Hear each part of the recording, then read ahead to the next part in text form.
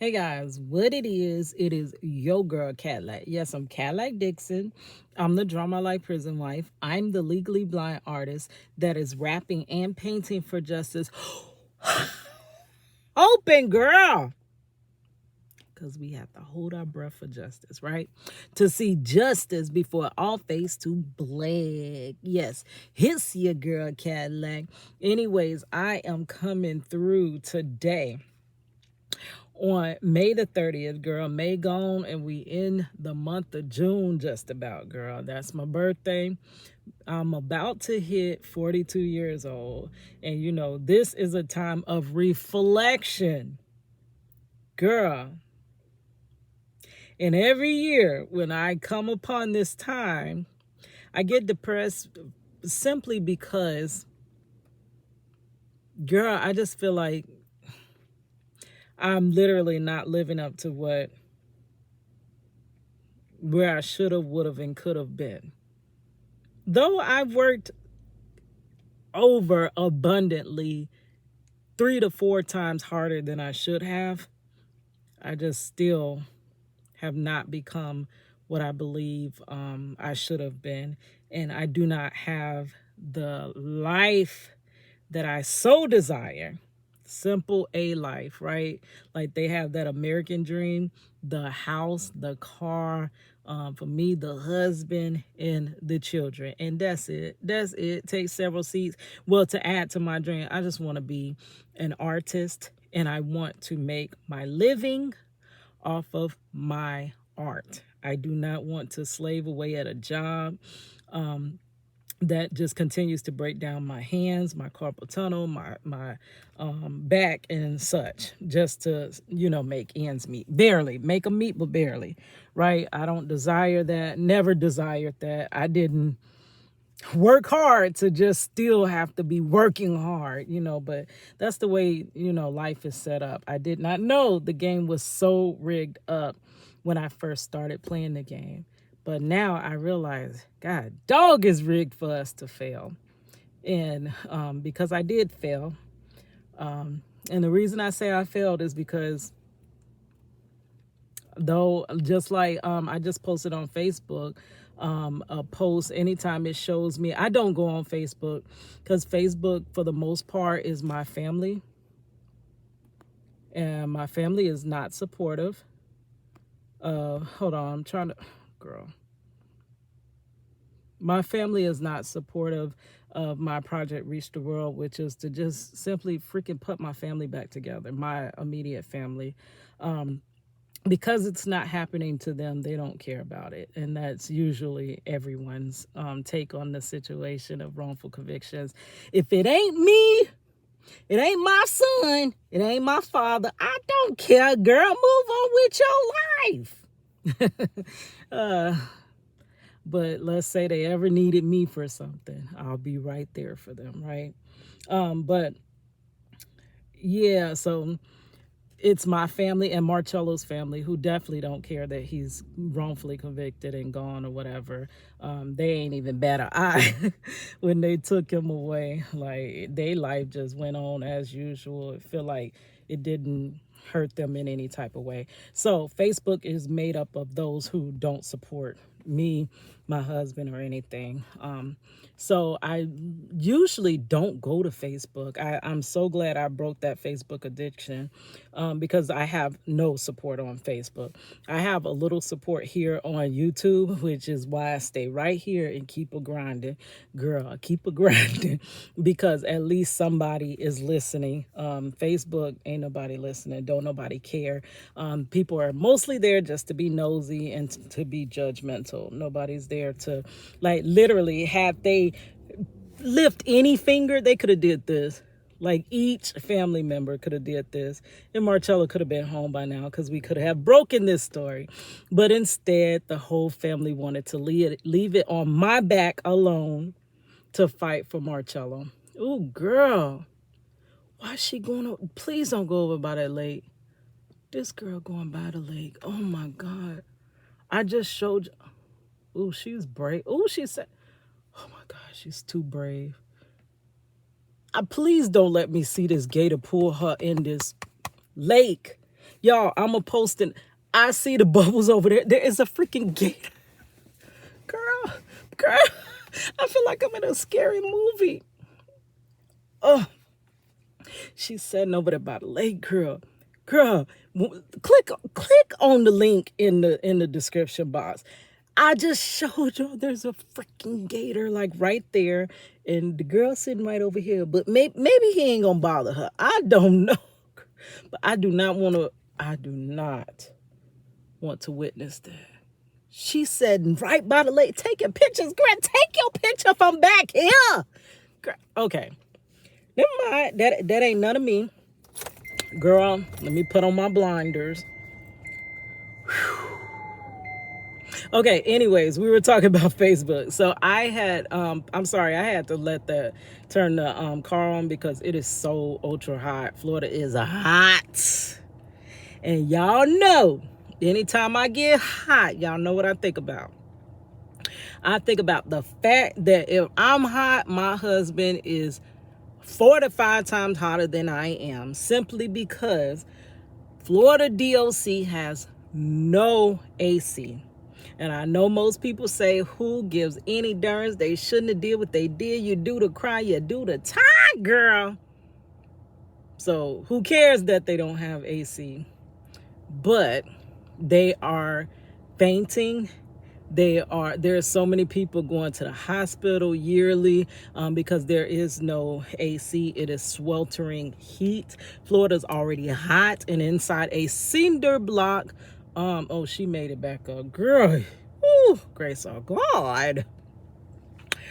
But the cinder block holds in more heat than it's already hot, right? So we did this beat the heat challenge. I'm sorry, this is a whole side note and a half. We did a beat the heat challenge where we challenge lawmakers, since they don't give two darns, that they are sentencing people to be in this heat for life most times, or ultra long times like Marcello, 40 years. For a crime he didn't commit, girl. But we challenged them to do 5 minutes in a Florida DOC simulated cell, and some of them couldn't do it, girl. I can link that in the description box as well below, the beat the heat challenge. And that's what that made me think of. But girl, I had to get this air on a little bit because it is hot, and I hope my tablet don't overheat. But anyways, what I was saying, I was posting on my Facebook, and anytime a project reached the world, if you don't know what Project Reach the World, girl, is my life's work. Basically, it seems like in vain, but it's all of my art forms to get through all my dark storms. Basically, all my art forms created, combined to bring attention to my husband's wrongful conviction and excessive sentence in the state of Florida, to free him and then help others that are trapped behind these doors. Like, to tell these stories, since nobody wants to hear, like, since we're silenced and nobody gives a darn that it's happening. That was the whole point of why I created Project Reach the World, right? Okay, so I went to post on my Facebook, and it showed me a, you know how Facebook shows you your stories and your posts from years and years ago? So I literally been on Facebook since Facebook started in 2008, when MySpace shut down, and the whole sole purpose was Project Reach the World. Just like my YouTube channel turning 10 years old, this channel, but I had a channel before this one dedicated to Project Reach the World. Girl, that's the only reason I'm on social media, is to break the story of my husband's wrongful conviction. Yes, I do family vlogs, but I'm just showing you the other sides of me, just showing you that I'm a full whole person. But the whole intent is to break my husband's wrongful conviction. So that was the intent of my Facebook. Girl, I wouldn't give two darns about Facebook if that wasn't a tool that I was using to try to break my husband's wrongful conviction, which I thought, because Facebook is your family, your friends, your actual network, somebody would support. But no, they support less. Strangers support me more. So I literally just check on my Facebook, go in, and I repost anything that has Project Reach the World. I'll put a few posts about my grandchild, and that's it, because that's all anybody cares about. So I go in and I seen this one Project Reach the World where I was making this hairpiece, and it's from 11 years ago. My Project Reach the World just made 18 years old. 18 years I have been grinding in vain, girl, in vain. Everything it feels like that I've done has been completely in vain. But you know, I can't rewind time. I can't, none of that. So I posted, and it made me, I don't know, it just took me aback. I'm like, girl, all the stuff. It's so many things I have done through Project Reach the World. So many people I have met, so many people I've given this story to. And I literally cannot remember it all until it refreshes my memory through Facebook. But girl, anyways, my tablet is gonna overheat really soon, so I want to just like, oh, I'm sorry, I always miss the point, because girl, I go off on a tangent and I don't know what the heck what I be talking about. But what I was saying was I'm going to review a video from Africa diaspora. Okay. And it was basically, let me read the title. Let me read the title, girl. Come on. Okay, Chicago residents in South Shore are livid. Democrats will drop 250. Really? That's my jam, though, but I'm going to get monetized. But, demonetized. But, saying that they are going to drop migrants in their community. Now, you already know the problems going on with Chicago. So this part is what I want to highlight. They had a formerly incarcerated citizen testify, like not testify, but get up and talk in front of the crowd of why, like, this is not good to be dropping immigrants into our already suffering community. And basically because they're taking, the community already has no resources. So it's basically like, it's almost like if you're a mother and you literally neglected your children, abused your children, didn't take care of nothing with your children, but then you go to the neighbor's house and you make sure her children are fed. You make sure her children got clothes and all of that and are loved. And you going doing story time, reading storybooks with them, playing with them, but your child all the while is neglected. That's what it's basically like.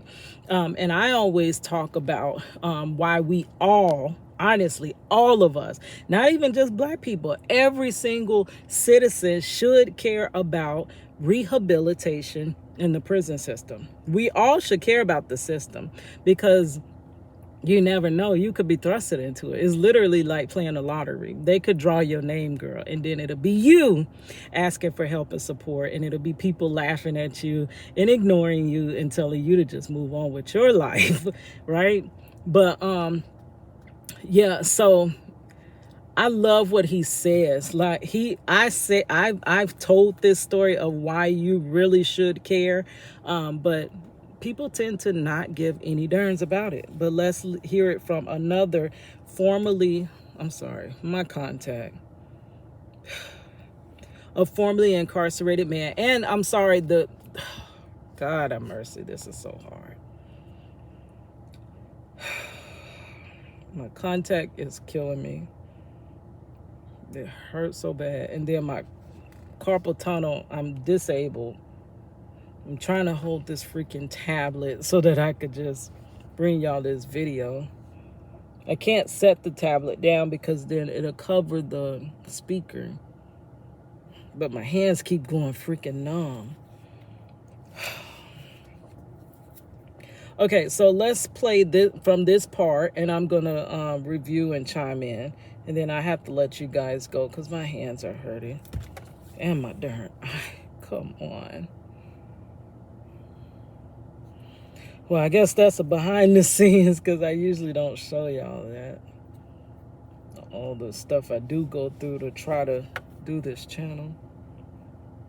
In vain again. Remember that part. Nobody's really support me like that, so it's all in vain. But still gotta fight. Okay, so let's listen. It's an ad. Let's get past this ad. $1 million and you voted, you ain't getting crap. They didn't vote, they come across and get free cell phones. They didn't vote, they get to stay in a school that was closed in your community that you paying for. And you voted. And that's what they were saying. There were abandoned schools in that community in Chicago that they were promised that they can use those abandoned schools for the youth of Chicago. Instead of them turning to crime, like you literally need alternatives. If you want to lessen the crime in your areas, you need to expand education and other activities. Y'all already know that saying, the idle mind is the devil's playground. Like literally just leaving them to their own devices and not having no resources, not being able to do nothing, not teaching them nothing. What literally happens? Crime happens, like for real. So let's continue.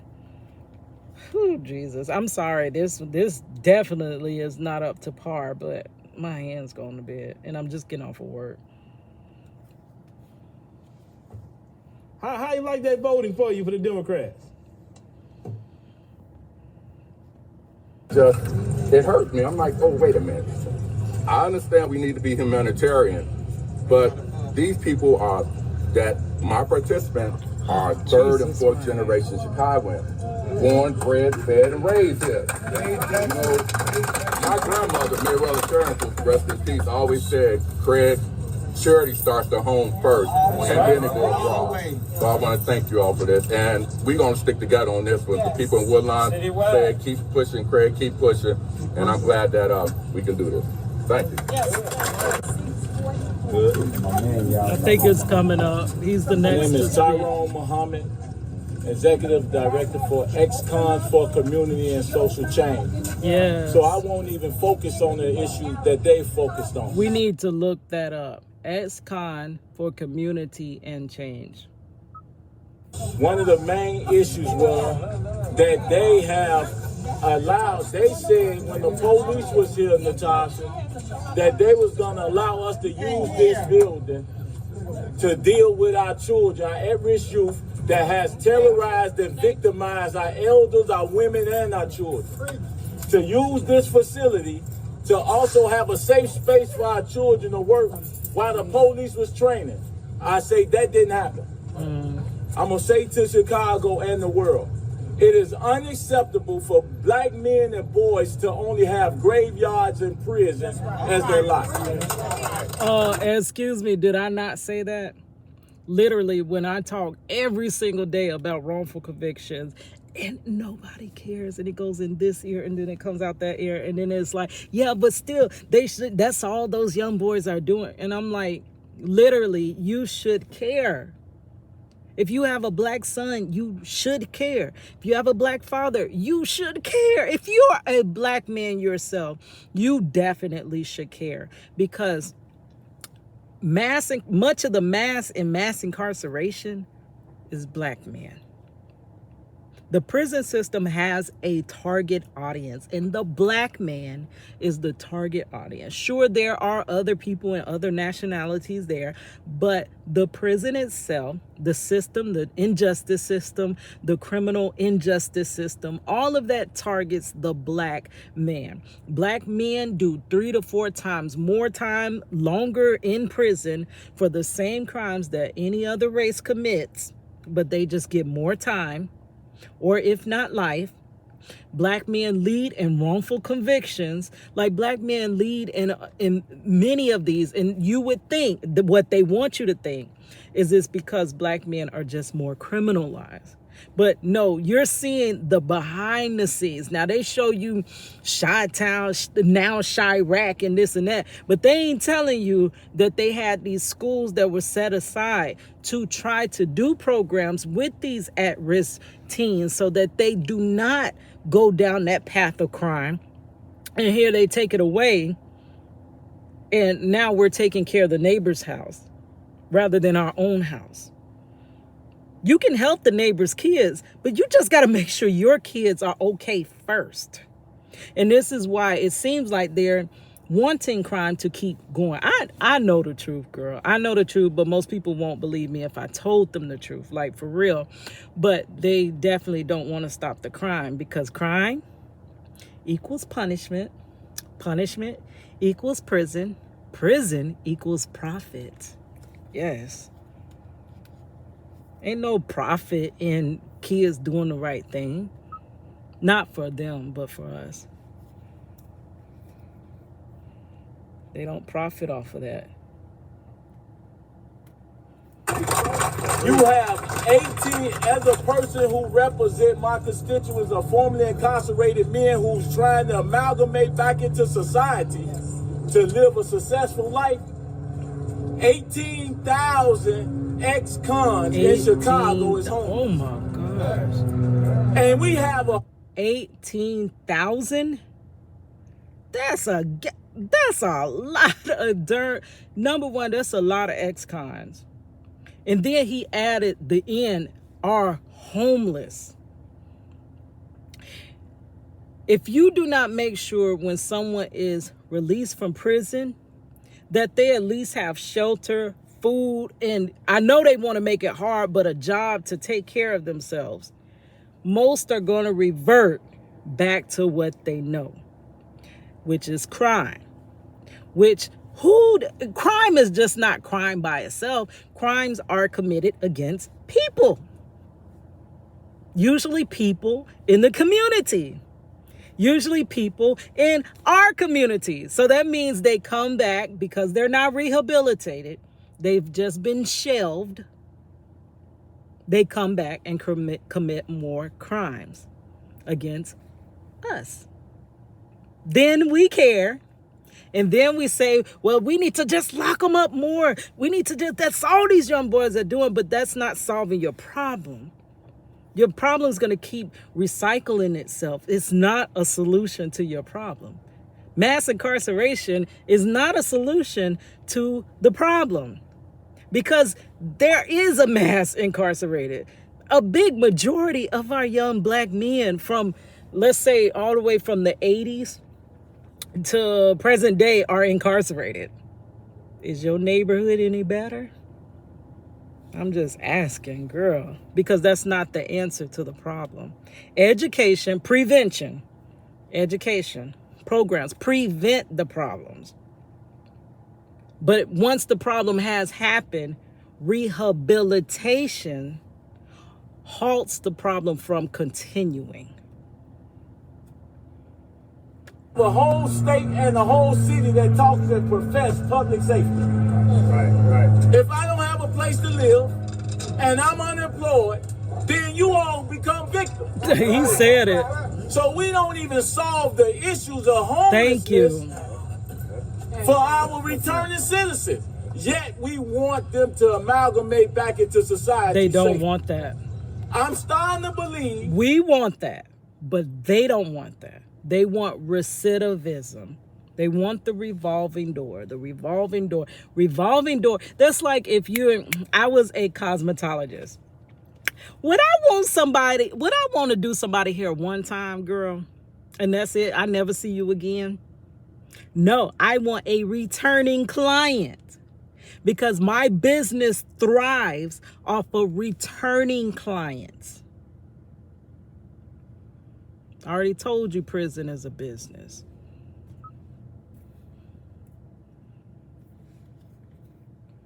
Sorry, my phone acting up. You know it's going to bed. That terrorism in our community, along with redlining and Jim Crowism, is Preach, encouraged. preach, bro.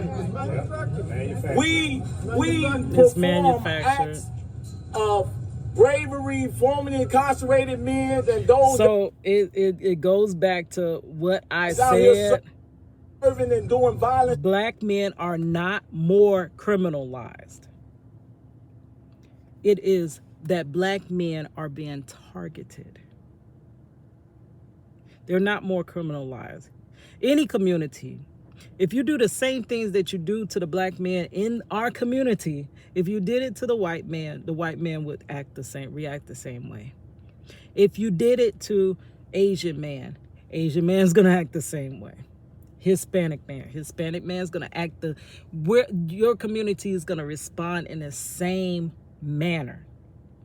And I always liken it to, you know how they do those scientific studies and the subject are basically the same, but what they do is they change the subject's environment, which is their food, their water, their system, their living conditions. And then they show you, they have the subject not that hasn't had any changes, and they put it against the subject that has had changes. And then they take observation of what those changes are in the subject that's been changed.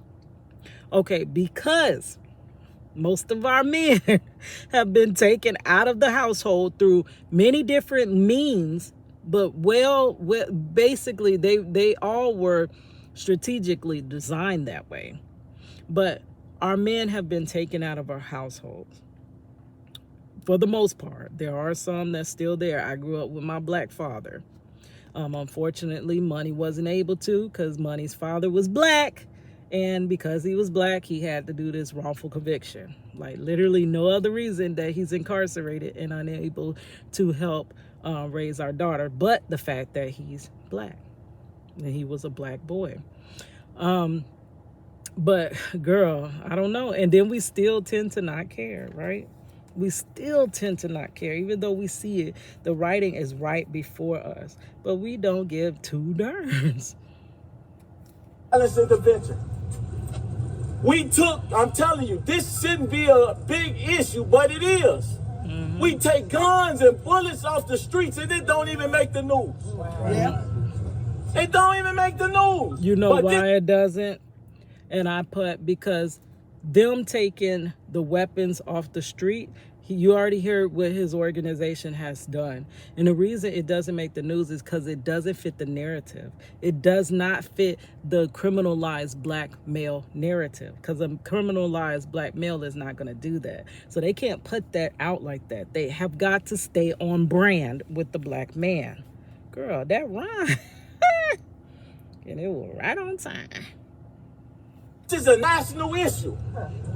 For who? It sure is. We can't continue. We are at war, people. All right. Hi, artists. Want to be in a gallery like this? Let me explain. I called 100 galleries in New York City. Our communities are at war. They are violating our communities. And we asking that we across the country, we asking and we demanding for office of Black America, or whatever you want to call it, to deal with issues like this. So, I'm going to start back with Dodgy. Come on, Mama. Wow. Now let's hear from Phil. Let me stop it right there for a minute. Now, he said that 18,000, brothers That's a lot. come out of jail and they can't get acclimated back to society because they say, well, you do your time or whatever, you do the crime, do the time, fine. Did not tell you that. And then when they try to get a job in this wicked system, oh, you got a record? Oh no, I'm not hiring you. Yeah. And oh, you got a felony? Oh, I'm not giving you a place to stay. So you can't get a place to stay. You can't get a job. You're homeless. Yes. You're hungry. Mm-hmm. If you used Man, to have a go life of find a crime, way to eat. and now you're going to commit crime to eat. Yep. You understand what I'm saying? Or feed their kids. Creating I'm telling the you, recidivism rates to keep going. they want them to come back. They don't want to let them go. Do you know America has one of the highest recidivism rates in the world when it comes to prison? I surely do know that. It's done by design. Everything Everything they're doing to black people is done by design. Thank this is you. Not happenstance. Thank you. Trust me, this is not happenstance. This is surgically. So this means that I'm not crazy, because I'm literally hearing somebody else say the same things I have been saying for these last 21 years that I have been ignored. So that means I ain't crazy. Precise in what they're doing to black people. Not only in Chicago, but every place that we're at in large numbers, they're trying to hurt and harm black people. But as I said on my podcast the other night, we participate also. Yes, we do. In our demise. Because our politicians go along with it for that check. part. But also, we participate because, number one, the previous generations, basically, it was manipulated and perpetuated and put into action. This generation don't know why they do what they do. They just doing it. They've always known the street life. Like, they've literally grown it most times. So they're just perpetuating it because it's just what it's been the norm. They don't know any different. They don't know any better. Though previous generations, a lot of times when they reverted to crime was because of what he's saying. I can't eat. I can't feed my family. Like, if you get off my goddamn back and stop holding me down, I can get a job. I can feed my family. I could make ends meet. But it ain't even set up like that. It's not the right environment conducive of... Who the heck is that? I do not like answering numbers I do not recognize. But the way they have it set up, that scientific experiment is not conducive of non-criminal activity. I mean, it's just what it is. So for that part, they're continuing it and not knowing why. So they're just automatically doing it. And then also it's by design, because I don't know. I'm going to have to let you guys go. My hands are going numb. I can't hold this no more. It's just too much happening. This is not turning out right. Most likely when I rewatch this, I'm not going to be happy with this playback. So I don't know. I got my point out. But yeah, so I'm going to link Phil from Africa Diaspora. I'm going to link his video in the description box. Watch the whole video. I love his channel. He is telling it just like Willie D. I love Willie D. Those are two people that literally, like, you ain't got to hold your tongue. Just say what it is. Say what it is. Literally. And once we can actually voice what's actually happening, we could start addressing the problems. But as long as we have to keep quiet, keep hushed, keep silent about what's happening, it's gonna continue to happen. It's just a cycle that goes and goes and goes. Marcello's not the last one that's gonna be wrongfully convicted. He's not. It could be your son next. Could be your nephew. Could be your father. Could be your husband. All right, guys. So I'm going to let y'all go here before I drop this tablet. All right. It's your girl, Cadillac. Thank you, guys.